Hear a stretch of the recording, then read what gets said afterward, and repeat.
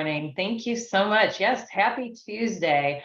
Thank you all for joining this morning. We appreciate you being here and welcome to the Illinois EPA Office of Energy's Public Water Infrastructure Energy Efficiency Programs webinar series. This is the third webinar in our spring series. We're happy that you've joined us if you've joined us in previous sessions, but if you're first time to one of our sessions, welcome. As folks have been doing this morning so far, please take a moment to say hi in the chat and let us know where you're joining us from today.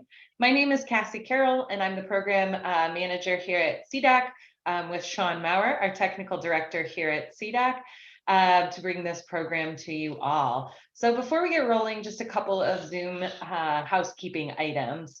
So please feel free to use the chat throughout the day. If you have ideas, if you have anecdotes to share, please feel free to share that. This is the space where we can come together, share ideas, ask questions, and really learn from each other. If you do have questions, please share them in the question and answer box through the presentation that should be at the bottom of your screen. We'll have a Q&A portion at the end of our session with our speakers. Also, CEUs and participation certificates will be available tomorrow, along with the recording of this session and slides. And today's session will be about an hour long, so you'll get one CEU or PDH credit for today's session. So let's talk about today's session. We are going to be focusing on addressing I&I with energy implications at wastewater treatment plants. So all wastewater systems face issues with I&I across their collection systems, but one thing, do you know how I&I affects your plant's energy use or bills? So really today, this webinar will focus on how that impacts your utility bill and plant operating efficiency. So we have some awesome speakers that will touch on all of these different topics today. And I'll let Sean introduce those speakers in just a moment, but I'd like to just share a little bit about the organizations that run the PWI, or the Public Water Infrastructure Energy Efficiency Program, on behalf of the Illinois EPA Office of Energy. So we're CDAC, Smart Energy Design Assistance Center, and our goal is to reduce the energy footprint of Illinois and beyond. We are one of two partners in this program that help all of your wastewater treatment and water treatment plants be more efficient. The Illinois Sustainable Technology Center here at the University of Illinois also is a program partner. So they do technical assistance, outreach and training, and applied research to really help find solutions to prevent pollution, conserve natural resources, and reduce waste to protect human health and the environment in Illinois and beyond. So we're really happy to serve each of you and help you identify energy saving opportunities. So before we get rolling, though, I did want to announce that we do have an upcoming field day, and I will share this information out later this week. So please, if you're interested in joining, I'll send it out to our big newsletter list for all of our events. But we are excited to be partnering with MWRD, or the Metropolitan Water Reclamation District, and doing a tour of the O'Brien Wastewater Reclamation Plant in Skokie, Illinois on May 16th. This is a limited space opportunity. We're only really, allowing operators and municipalities to join this tour. So we have 30 spots for a tour from 9 a.m. to 11 a.m. on May 16th. But then we're going to have a workshop session that's open to as many that is willing or able to attend. And that will be focused on aeration and energy efficiency. And that workshop will only be held about 5 minutes from the plant in Evanston, Illinois.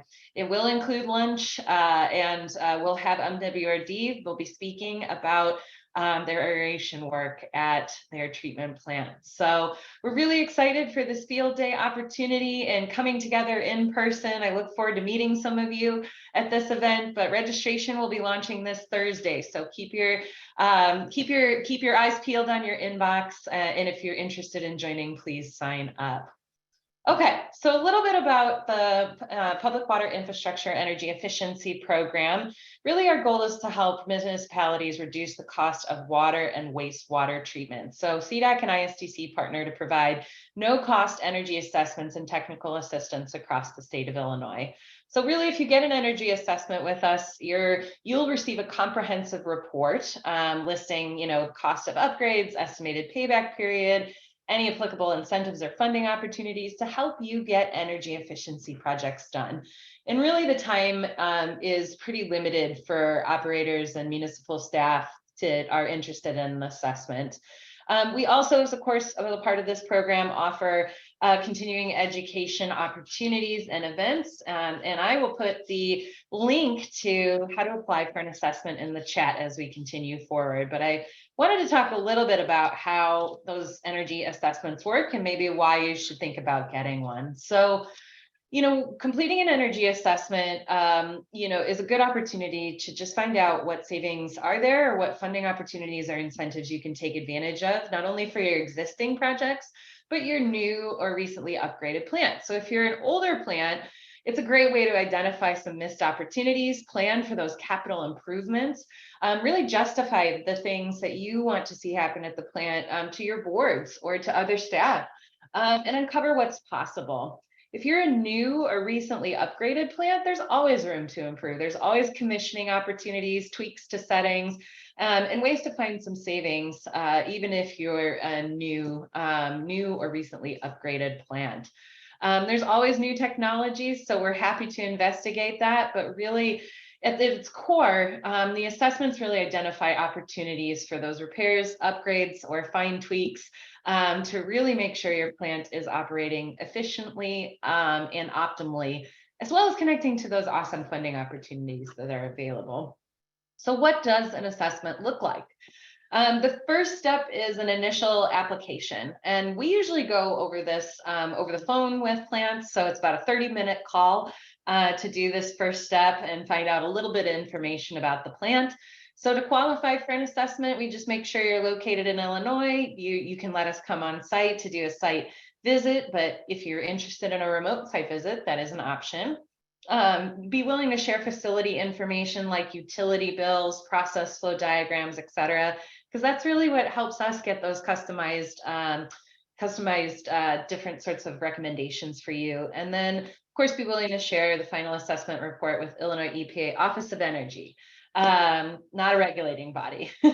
So the next step is data collection. So we ask for some facility info, utility bills, flow data, and we really just help with that process. And once that is the heavy lift on your side, once we get that information and get to know your plants a little bit more, we schedule a site assessment. So it's a really streamlined process. Once the site assessment's done, your report's typically complete within about 2 months after the site visit. And then we can help you navigate implementation opportunities as well. So it's a great tool and a roadmap to use for how to increase efficiency of your plant. So we really look forward, if you're interested in an assessment, the link is still in the chat. Please feel free to sign up and get started, or just reach out to me or Sean, and we can help get you rolling here. So I'm now going to turn it over to Sean to talk about our core topic of the day, I&I and energy implications. Sean? Thank you, Cassie.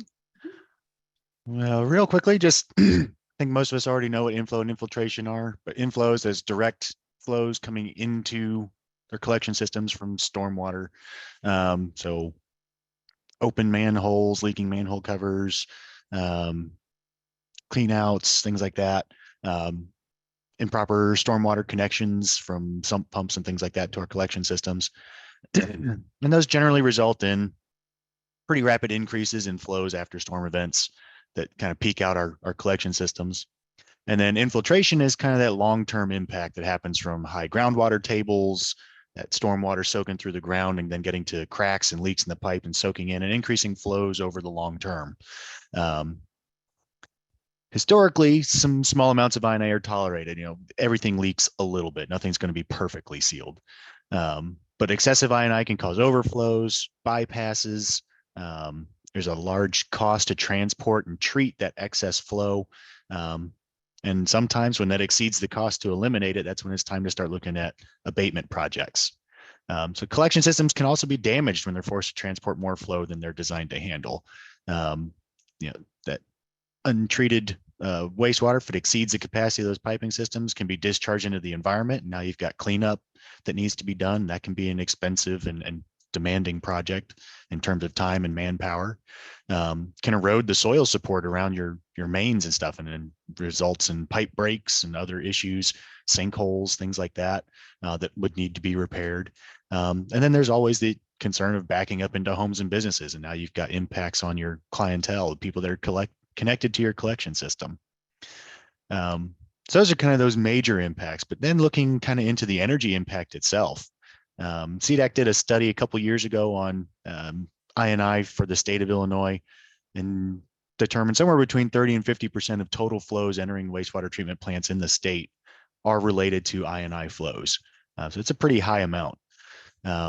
We estimated the energy impact of that, just how much extra electricity is there in pumping, aeration, treatment, moving that water and cleaning it up, was somewhere between $41 million and $68 million in energy costs per year. And just kind of an example of one of the things we found in our report, we had some interval data that we pulled from a plant. We could actually see after an I&I flow, they had a 15 kilowatt increase in power consumption to pump that down. And then once those flows abated, that kind of energy kind of trailed off over time. So that's kind of where those energy impacts are hidden in your plant processes. Another problem with I&I that's kind of hidden in the energy costs is that for facilities that have known I&I issues, and they're going to install a new facility, that new facility gets upsized to handle those storm flows, increasing the amount of equipment installed, their treatment capacity. But what happens then for a lot of these plants is there's kind of an optimal range where they operate.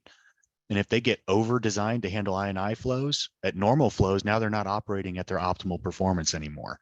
And so their actual process efficiency decreases. And so they're consuming more energy than they would if they had invested in abating that I&I and keeping their plant at a smaller total capacity. So you're looking at more facilities, more pumping, more basins, things like that to handle those storm flows, decreased operating efficiency during normal flows, increasing your pumping energy required both out in your lift stations and to get through the plant, and additional overflow treatment facilities. So an example on the screen here, this in the bottom left corner of the picture is a stormwater lagoon that was built at this plant that was actually completed the year before we did the assessment here.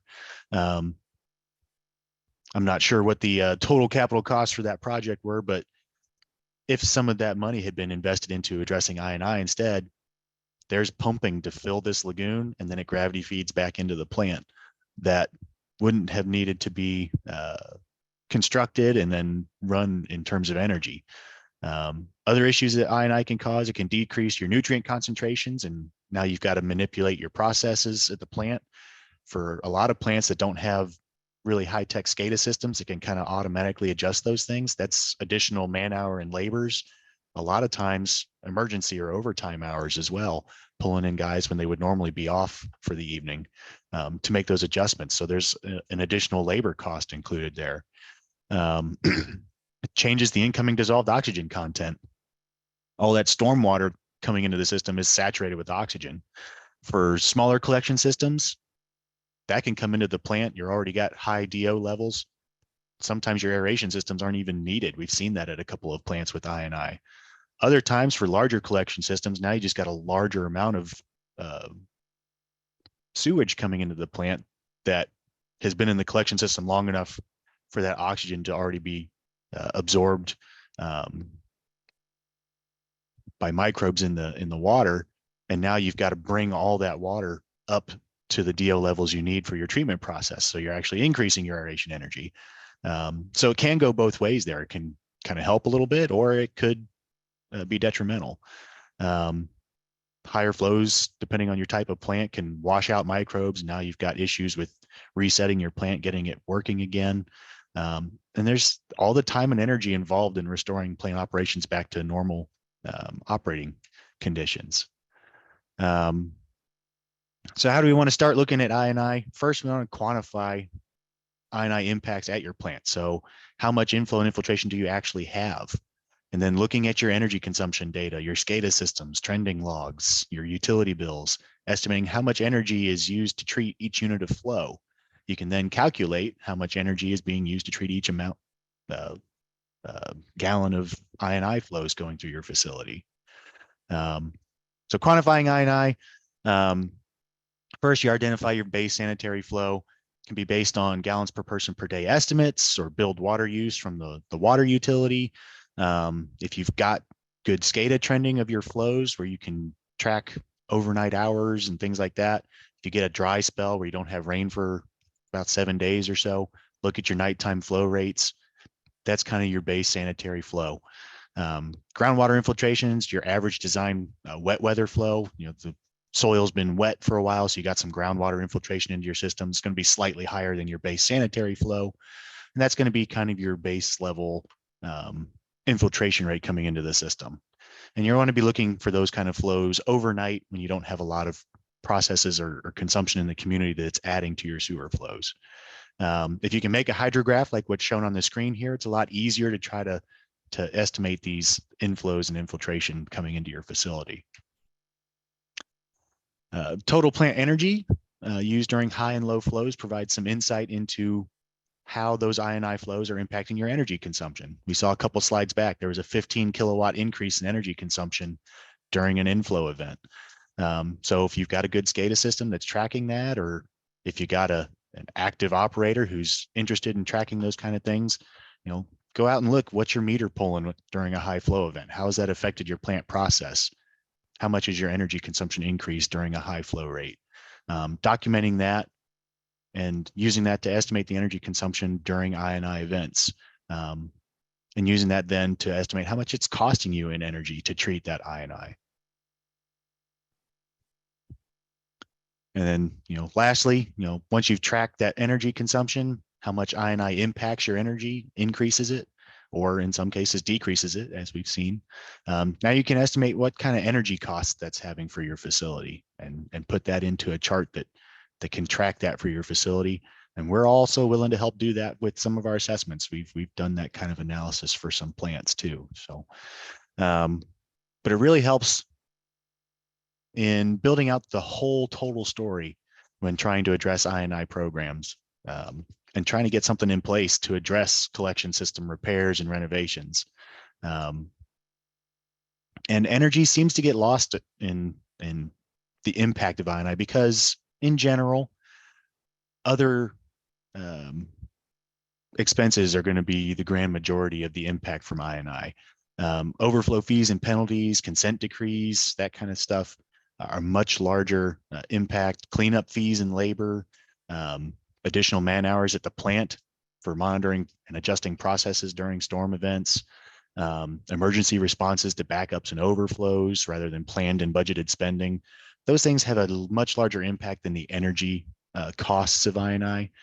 So when we're doing our reports, we try to focus on that energy impact and let you know, abating your I&I flows coming into the plant is going to have so much impact on your energy costs. But a lot of these other costs, we don't necessarily get into quantifying. That's more, we leave that for your engineering firms and design firms that you're going to be working with. But we do try to note that, even though energy savings alone aren't going to necessarily justify working on abating I&I projects, when you combine that with all these other fees, penalties, cost impacts, the I&I projects generally do have a fairly decent payback. So what I want to do now is introduce Cody Van Wettering, the president of ECM Infrastructure. He's been with ECM since 2011, currently is the VP of their infrastructure division and focused on municipal infrastructure and rehab. ECM is a national applicator in the ESCO market for OBIC products. Dustin Schlachter is with OBIC products. Is a excuse me, dedicated to providing water and wastewater system repair and maintenance solutions that are both affordable and long-lasting. He's been a member of the Great Lakes Trenchless Association. He's also an active member of the National Association of Sewer Service Companies and the Water Environment Federation. And then we also have David Collard, currently employed with Clark Dietz, but a former operator who's going to provide some of his insights and his past experiences with addressing I&I at his facilities. So at this time, I'd like to turn it over to Cody and Dustin. Sounds good. Thanks, Sean. So just, we're a contractor. Just give another perspective on how we handle and can address that I&I. I mean, there's several topics and ways to address it, but today we're going to really focus on the manhole renovation side of things. So We are, like Sean mentioned, a national applicator in the ESCO Energy Service Company market of the OBIC products. So with that, I mean, I actually have Dustin here, and he'll chat about a little deep dive on the actual technology of the manhole rejuvenation to address the I&I. All right, thanks for joining us today. Thank you for that introduction, Sean and Cody. I need to share my screen.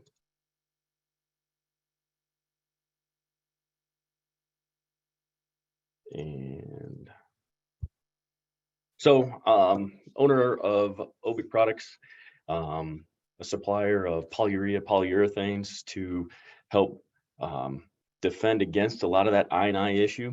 And today we're going to take a deep dive into what the OBIC products are and how a case study affects it at the end. Now, some of you may have some different numbers for the amount of cost per 1,000 gallons than what we had. That was a previous number that we had in here, but the case study is built on a way to start building out a visual for you guys as far as how much it's costing you. So what is OBIC? OBIC is Latin for barrier. So we're installing a cost-effective product to protect and renew that wastewater treatment facility, water treatment facility, infrastructure assets all across the world. The best part about the OBIC system is that it is a trenchless option. We're going to go in and rehab these underground assets with less downtime to your community, to being disrupting traffic. There's a plethora of options that we just need to know what the bad actor is coming in, and we have options available for diverse applications depending on your current problem. And then we'll talk a little bit about doing some work at the treatment plants. Not one size fits all when you do a spray applied. As Cody mentioned, we have certified installers. Cody's our certified installer for, he has a national agreement with us to do the installation for the ESCO world, and also a state and certified installer program. But what are the problems? We see a lot of different problems, a lot of infiltration, a lot of corrosion, a lot of hydrogen sulfide that starts to break down these buried assets. Infiltration is always leaking through the cracks and joints. I added a quick video at the end of a brick structure that we installed our coating system on that is really a porous area for every mortar joint to be leaking. And infiltration comes through those cracks and shifting soils that Sean talked about. Traffic loading, groundwater.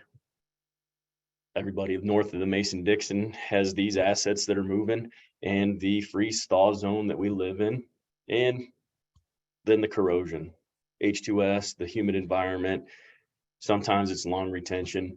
As you can see in this picture, this municipality will do a case study on, try to do a leak infiltration abatement, and it didn't really work, but it slowed things down for them.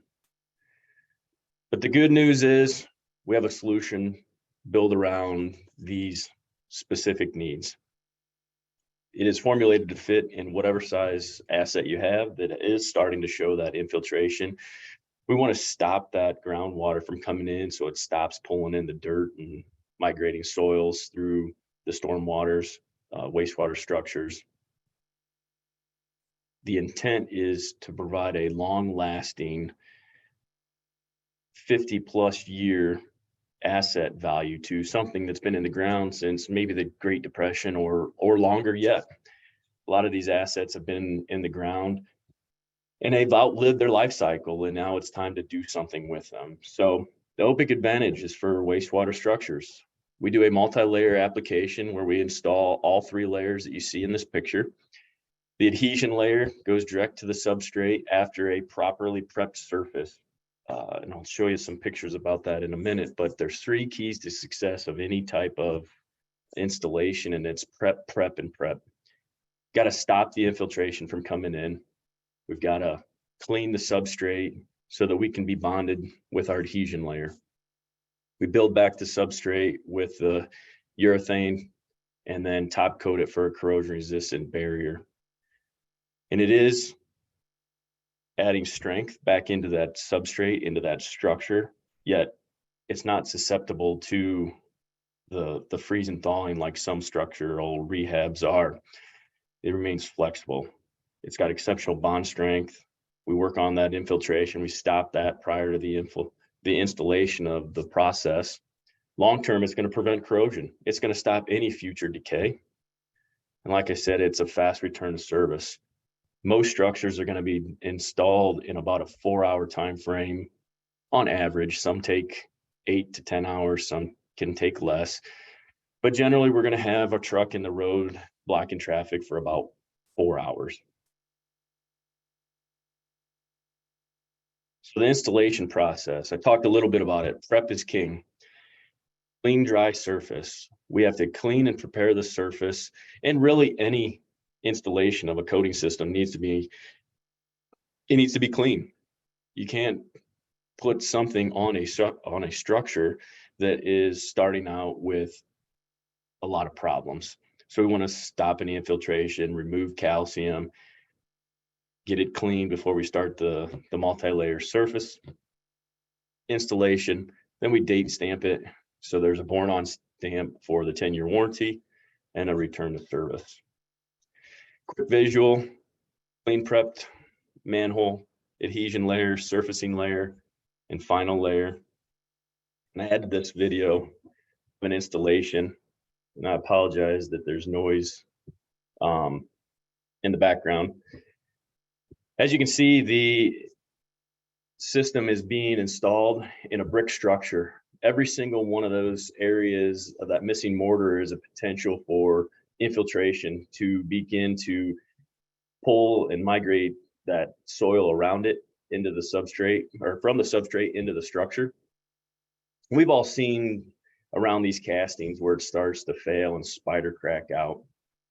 Surfacing layer goes on and does level everything so that the corrosion barrier has a smooth surface to apply to after the installation. We're looking to achieve a 1/2 inch. We're looking for 500 mil application that builds out the surface with the multi-layer system. And then in the end, they will date stamp and provide a born on date for the 10-year warranty. And as you can see, the slight runs that are in there, it is part of the way the system works. It will begin to be tack free within 15 to 20 seconds. So everything, by the time it gets down to the bottom of this, is essentially tack free to the left. And he'll do a nice little overcoat to make sure he's got enough millage installed. And in the end, it has a 10-year warranty.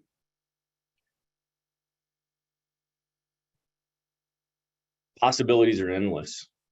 Wastewater treatments are under attack. Pump stations are under attack. The cone section is under attack. Obic Vantage is competitively priced. Remains flexible with strength. We talked about the gas, 10-year warranty, quick return to service, and no secondary chimney seals required. A lot of times we see these type of chimney seals installed. And we know for a fact from doing this since 2007 that the majority of the infiltration is either in the cone section or those barrel joints. And so after a rain event, we always see an increase in that water entering these structures right through the chimney seal area. The Obic product resists cracks during the freeze and thaw cycles and doesn't have any aversion to the traffic loading.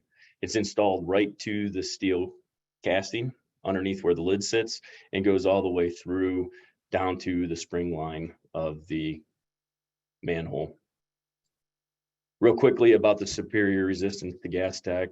It has been SWOT tested, so it's been in a sulfuric acid content, sodium chloride.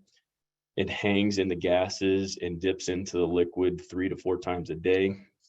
It's baked at 150 degrees to accelerate that decay process. So we know based on this that it will has superior resistance and will withstand that for up to 50 years because of the thickness of the corrosion barrier. A lot of times we're following up CIPP. With cured in place pipe, we're starting to get the belt and suspenders approach to stopping this I&I and infiltration. So the laterals coming from the house, my community actually went a little bit rogue, and they went in and did a house-to-house assessment to make sure, and it was a good thing, right? They took out a lot of infiltration coming in from those illegal taps from sump pumps. They had to do some lateral work. We had to do some pipe repairs. With manhole rehabilitation, it's the final frontier taking care of these vertical assets. And we marry up very well to that CIPP pipe that's been installed. As you saw in the previous pictures, a little bit fuzzy, but we like that lip to be in there so that we can attach to it. We'll adhere to the backside of that CIPP pipe to give a solid barrier. Any configuration, if you're working at the treatment plants or other large diameter structures, being spray applied, it's not consistent. It doesn't need a consistent size structure to be applied to.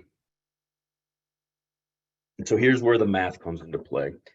This was a 8-foot diameter, 30-foot deep wet well we did here in Ohio. And this is what we see in every community that we go to and we do pump station rehabilitation. There were several leaks. This city or municipality, they tried to do some chemical grouting to stop the infiltration. However, as you can see, it still continued beyond what they did. They may have stopped it for the time, but as ground moves and things shift, there's always that opportunity for it to return. So they did a good job, but still had some issues. Here's one that they would have never got to because without the bypass on, this was below the groundwater or the water level of that pump station. Sometimes they don't show up until we do an extensive preparation process. So a quick assessment of looking into manholes sometimes doesn't show what's really going on unless there's a lot of calcium that's been pulled in. And of course, you know, if you see a lot of calcium stalactites inside, that's from infiltration pulling in the minerals out of the backfill. Proper preparation. All manholes will be blasted with a 4,000 PSI pressure washer. In this picture, it's a 40,000 PSI of ultra high pressure washing to make sure that we get away from, or we get rid of all of that loose aggregate and stuff that builds up. We're looking for a surface profile of a 3 to 5 of a CSP, concrete surface profile, and saturated surface dry. So this particular project, they did not replace the pipes, which they probably should have. However, we came in, turned the bypass pump on, and in 4 days had this structure completely rehabilitated and ready to return to service for this community. So very low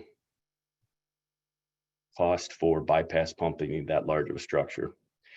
This is where the money comes into play. Older numbers was $1.75 per 1,000 gallons of that treatment plant cost. I did a quick review today on the EPA website, and it can be anywhere from $3.50 to $10.50 per 1,000 gallons is what I'm seeing as a current cost. So depending on what you have, this particular structure was 2 to 4 gallons per minute, averaging about 1.5 million gallons of groundwater infiltrating into that structure, costing that community nearly $3,000 a year just in extra infiltration in one structure. So in just under 6 years, that one leak that we repaired is a ROI that city is going to have in perpetuity because that will never be able to infiltrate through there again. We added a 50-year service life to that structure and gave it a 10-year warranty when we were done. So as the cost goes, by adding in what you believe or know to be your cost per 1,000 gallons. This at $10 per 1,000 gallons, it could be a ROI of just a little over 1 year or less, and saving that community $16,000 forever.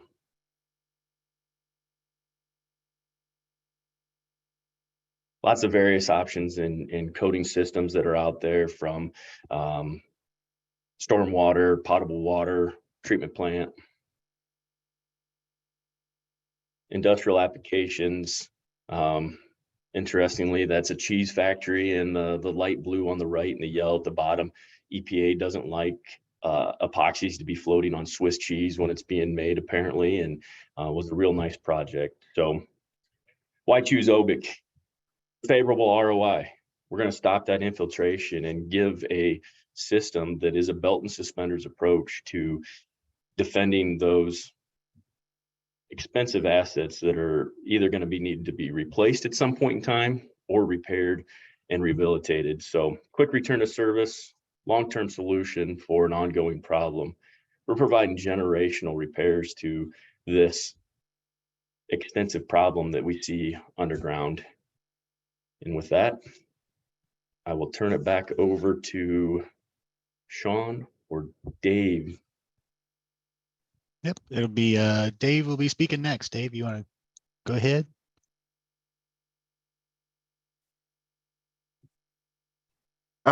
Thank you. Am I on screen now? Yes. Okay, thank you.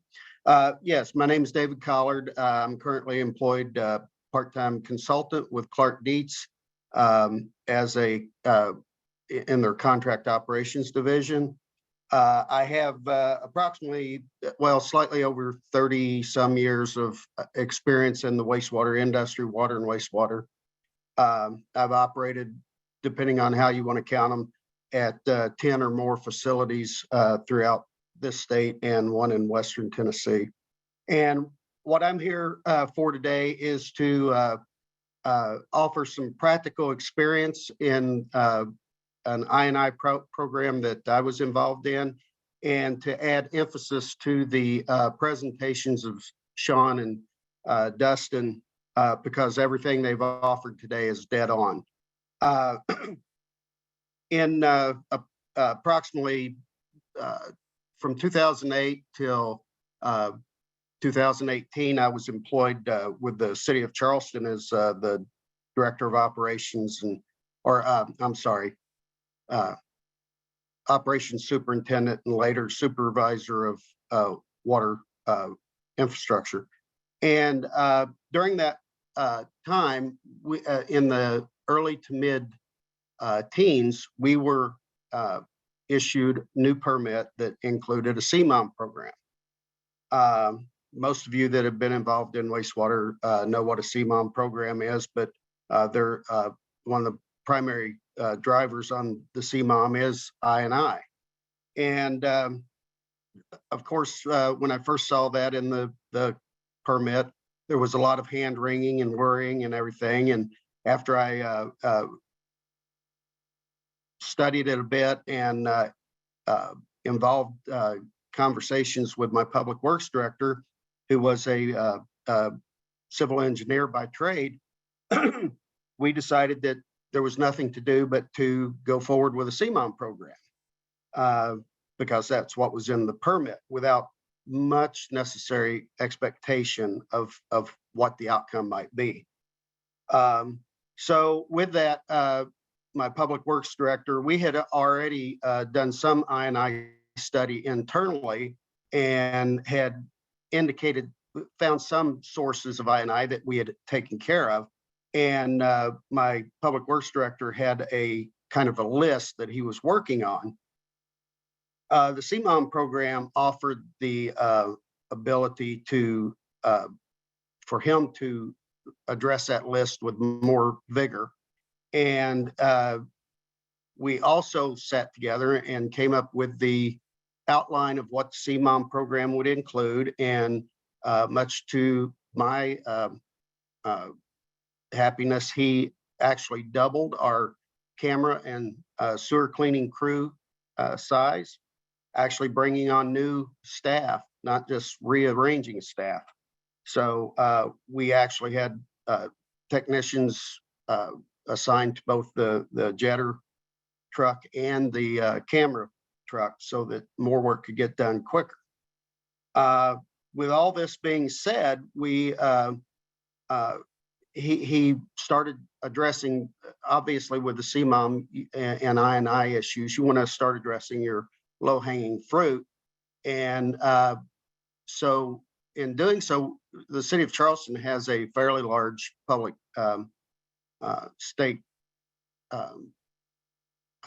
college, Eastern Illinois University, and he requested from them some drawings and site drawings for their facilities and their buildings.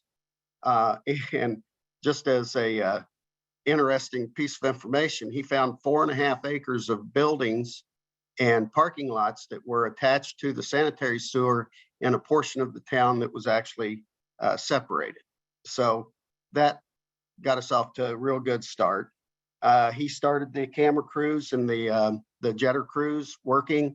I had designed the program to go through the whole system, which was right around 100 miles of collection system in an 8-year period. So as the system went along and we started doing the camera work, cutting the routes, we initially, the first year prior to the institution of I&I program, we had 9 basement backups. The first year after we started the I&I program, we dropped to 3. And now these were backups that were attributable to our system and did not count the 1 or 2 that might be due to private citizens lateral. We also noted that within 2 years of the program, my dry weather flow had dropped by nearly 10% for the year. Excess flow had dropped. Our excess flow lagoons, we had typically would discharge almost every rain event. If it was much over 3/4 or an inch of rain, for sure, we would discharge out of our excess flow. We had 14 acres of excess flow lagoons. We saw that drop to less than 6 a year. So basically, the point of this story is that I&I is a serious issue, and I can attribute practical experience that it does. An effective I&I program will save you money, not just through the energy savings, but we were saving it through wear and tear on our equipment. We were saving it through manpower. Even things as simple as maintaining chlorine levels on an excess flow lagoon takes time and energy and effort from operations staff. Everything that Sean and Dustin has presented today, I can attribute we saw in actual practice with our I&I and our CMOM program. And so I would just offer a strong recommendation for anyone who's considering that they should move forward with it. And I would offer that in retrospect, the CMOM was the best thing that ever happened to me when I first thought that it might be one of the worst. And that's about all I have right now, unless there's questions. Or Sean, hand it back to you. All right, thanks, Dave. Let's see. It's open to question and answer now. If you have questions, please throw them into the Q&A pane, and we'll be sure to address that with our speakers here. First one that's come in is, does the state of Illinois have published allowable infiltration limits? I am not aware of any outside the new construction limit of 100 gallons per person per day. I have seen local limits in place in a couple of places, but I'm not aware of a state infiltration limit. I don't know if our speakers have had any experience with that.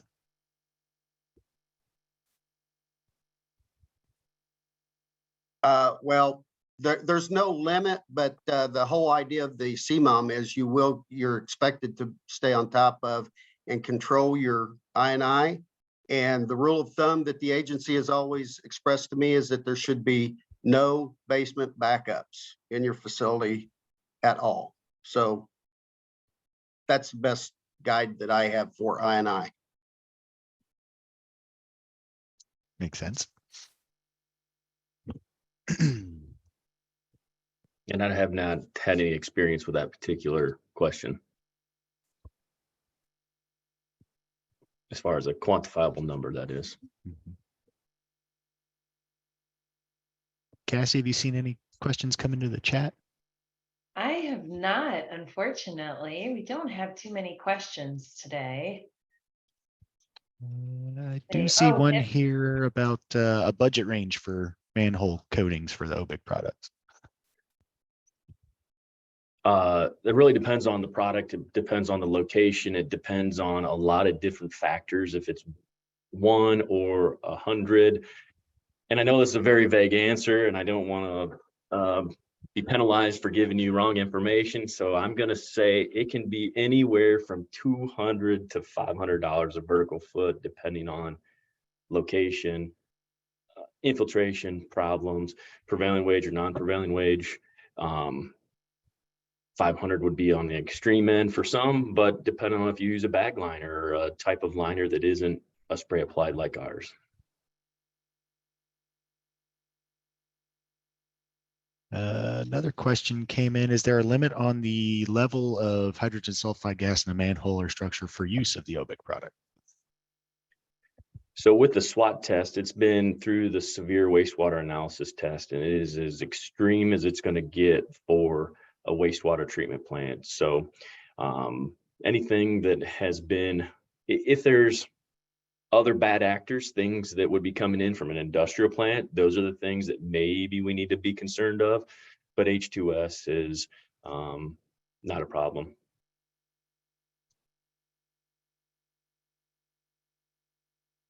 Well, we have an interesting comment in the chat here from Devin West. Says, I worked at a plant where I&I was so bad, one of our game plans was we put out 3,000 rain pans in our manholes to drop the flow to the plant by 2 million gallons a day.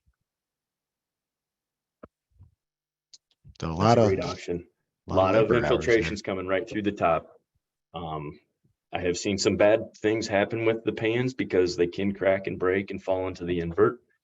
Small inverts are okay, but if you're putting a 24-inch pan inside of it, it's a maintenance thing. You want to keep up and make sure that it doesn't crack, break, and fall in and then cause catastrophic problems in the middle of the night on a rain event. Great. We've got some other questions coming in. Thanks, folks. Any guidance for cooperation between municipal entities and sanitary districts in addressing severe I&I that originates in the municipal system?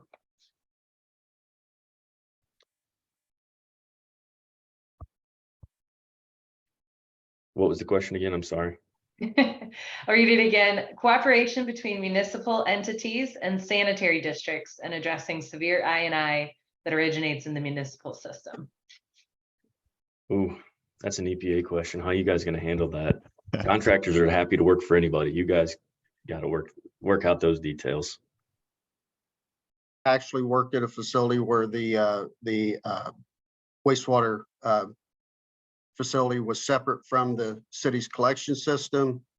For the most part, there's generally a lot of finger pointing, but if you can get the two working together, it can be a successful program. I would just recommend that if you are on the operations side, on the sanitary district side, or however the breakdown of your facility is versus the city's collection system, that you make sure that your sewer use ordinance is working for you so that the city is sort of required to maintain a minimum standard. We've seen similar to that, Dave, and since you bring that up, it really is the chicken or the egg, and in some cases across municipalities is who's responsible. sometimes a treatment plant and makes it so painful for the municipality that the municipality finds it cheaper to take care of the infiltration before they have the issue and get the bill. Other times, I've seen it go the other way. Mhm. CDAC's recently done some assessments where we were working with the municipality, assessing the lift stations and their energy consumption. Mhm. In the case of addressing I&I there, just for the improvement of lift station operation was a benefit for them. One would hope that in the end they would work together, because it is an actual cost benefit to the facility itself, to the operator of the facility. So, it just works out better if all parties can come together and work on a collaborative solution. Good question, though. Good question. Thanks for Very the good. anecdotes there too. What is the advantage of polyurea products versus two-part epoxy or other lining products? Now you're putting me on the spot, but because that's what we do, right? So, but it's a 10-year warranty. It is the longest warranty product in the industry. Like I said, a lot of products out there are good products. We believe that the flexibility and the movement that happens in these structures, there's value in using a product like ours. And then on the other side, it really comes down to preparation. How is the contractor doing the prep work? So I have a contractor arm, and there's a lot of products that we use in the construction side, and it comes down to how well has it been prepared. Thanks, Dustin. I know that was a good question too. We've got some good ones today. Outside of virtual inspections and televising, the use of smoke testing, what has been the standard of who pays for a lateral service that has been identified as a source of I&I, resident or municipality? I don't know, Dave, if you have any experience with that, or if Dustin or Cody, you have experience navigating that. I'm opening it up to any of you. Generally, everywhere I've been employed at, the laterals are the responsibility of the homeowner or business, all the way to the street where the connection is made. I will say that there are insurance companies out there in the industry that will insure laterals. I've been a strong proponent for them because it's actually a low cost, but there's always a lot of blowback from local governments to add the $2 or $3 a month that would be necessary to a user's bill to cover that. But I can say if there's anyone out there that is interested, look it up and go to your city council meetings or whatever and advocate for it, because there is no lateral repair that is less than $8,000 to $10,000 usually.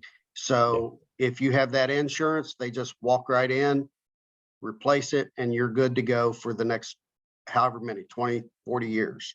Yeah. Even as a homeowner, that was something that I utilized, and it was fantastic. Yeah. We see a lot of the same thing on the construction arm where it goes to the right of way sometimes. So we'll see a lot of top hats being put in. So it goes up about 3 feet into the lateral, or they'll lateral line up to the first clean out right of way line as part of a municipal rehabilitation project, because sometimes that piece is under the road and homeowners aren't willing to come out past the right of way. And so it varies community to community, but we see the same thing that Dave said. And one thing I will mention, if your lateral fails and you have to tear up the street, it goes all the way, and the sanitary sewer is underneath the street, you are responsible for repairing the street as well. Mm-hmm. I've also seen with a lot of the federal funding for infrastructure projects coming down, some proposals for funding to, the wastewater entity will help fund some of those repairs as part of a grant program or assistance program, but I haven't seen any of those implemented yet. Yeah.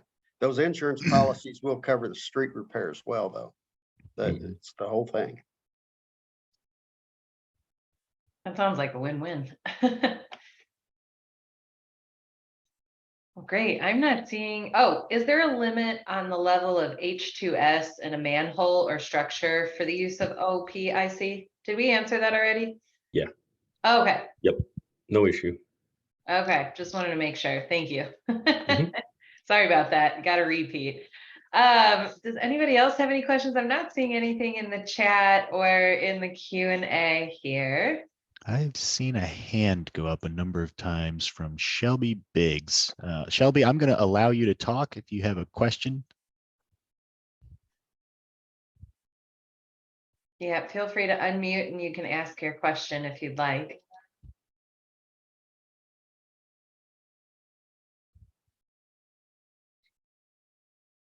If Shelby's still there.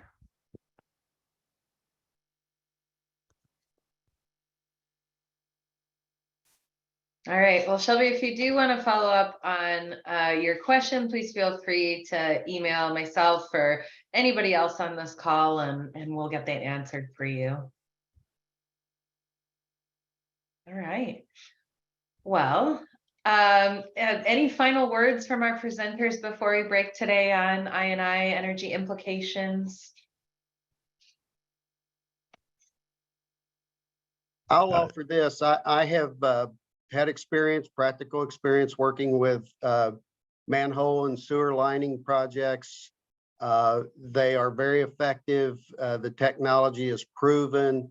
I can remember I've been in the business long enough when it first came out as a new, and it seemed like magic, but it's actually stood the test of time. So that works. I can tell you that I have had experience working with CDAC on energy efficiency programs in some of the facilities I've been at, and the money that they come in and find to help you with programs and the actual savings is there and realized. So I recommend both. Thanks, Dave. I will say, if you don't have it yet, start working with your city managers, your budgetary groups, whatever. Get an I&I budget item where you can continually invest in these projects, because we've seen plants avoid the construction of new facilities, overflow structures, things like that, by having that kind of budgeting in place and addressing that I&I over time. That's a great point. I just appreciate the opportunity to share today and talk about infiltration and corrosion. We're changing the old adage of the solution to pollution is dilution by taking out infiltration and removing the I&I. And I wish I had a quantifiable number for you all. We've got multiple million square feet of installed liners across the country, and I don't have a number that can convert to the number of savings, but I will tell you that multiple times a year we find water mains that are broken and other things that are additional cost savings because of attacking the infiltration issues. So there's a lot of things that people don't, obviously outside of this community, that they don't worry about. If as long as the water flows in and the water flows out, nobody really cares. But these are major things that we're all going to be working on in the next 15 years. So thanks for having me today. Yes, thank you so much. We appreciate you, Dave, Dustin, Cody. Thank you so much for being here. And Sean, thank you for always giving us some great background to get us rolling in each of these sessions. So we look forward to working with you. Again, I put the link if you're interested in signing up for assessment, an energy assessment, please sign up using that link or contact me. I'm pretty sure most of you have my email address. So please just feel free to reach out. If you have anything that you're doing along the lines of energy, please feel free to reach out. We provide no cost technical support as well. So just let me know what help you need or what you're investigating and what incentives or funding is available as well. So thank you again to our speakers for joining us. I think this was an awesome session. We look forward to seeing some of you, those that are able, on May 16th, registration information and more info to come out here shortly. As always, we appreciate your time and that you take in joining us in these sessions. I will send out the recording of this session as well as all the slides from today's session and CEU course numbers and certificates tomorrow. So please be on the lookout for those and let me know if you have any questions in the meantime. One last thank you to our speakers, and I hope you all have a wonderful afternoon. We'll see you on Zoom again here soon. Take care. Bye-bye.